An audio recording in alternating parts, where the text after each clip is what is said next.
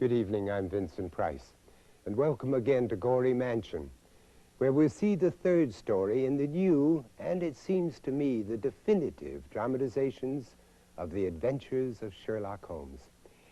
You know, I'm sure that I am not alone when I invariably visualize the great detective in his famous deerstalker cap and Inverness cape, making his way through foggy London streets, removing his curved meerschaum pipe from his mouth to utter an occasional elementary, "My dear Watson." And yet, that familiar impression, for the most part, is not representative of author Conan Doyle's character. Though they have become part of the Sherlock Holmes lore, they reflect more the concepts of illustrators and dramatic interpreters than they do Doyle's writing.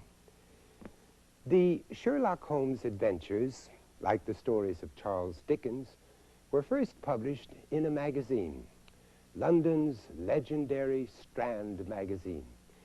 Sidney Paget was the most famous illustrator of the Doyle stories, and he depicted the detective in hundreds of engravings. Paget himself used to wear a deerstalker hat or fore and aft when he went tramping across the countryside, so it's not surprising that he drew Holmes in the same type of cap, but only when the great man's adventures took him to the country. Similarly, Paget illustrated Holmes on many train journeys in the very practical Inverness cape, which gentlemen of the period wore to protect their finer clothes from railway soot and cinders, as well as from the damp and drafts.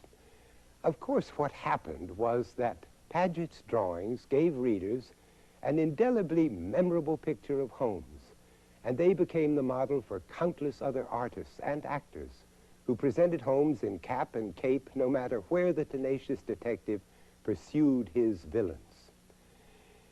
There is a worldwide revival of interest in Holmes as a literary character, and it is this interest in the Doyle texts themselves which convinced Britain's Granada Television to film these faithful versions. The transition from print to film often made some very heavy demands on the screenwriters, as did the need to clarify Doyle's obvious inconsistencies and contradictions in many of the very hastily written stories. But the production collaborators were able, without slavishly adhering to every word that the Victorian author wrote, to fashion authentic adaptations of the original stories, as you'll see now in one of the most famous stories, The Adventure of the Dancing Men.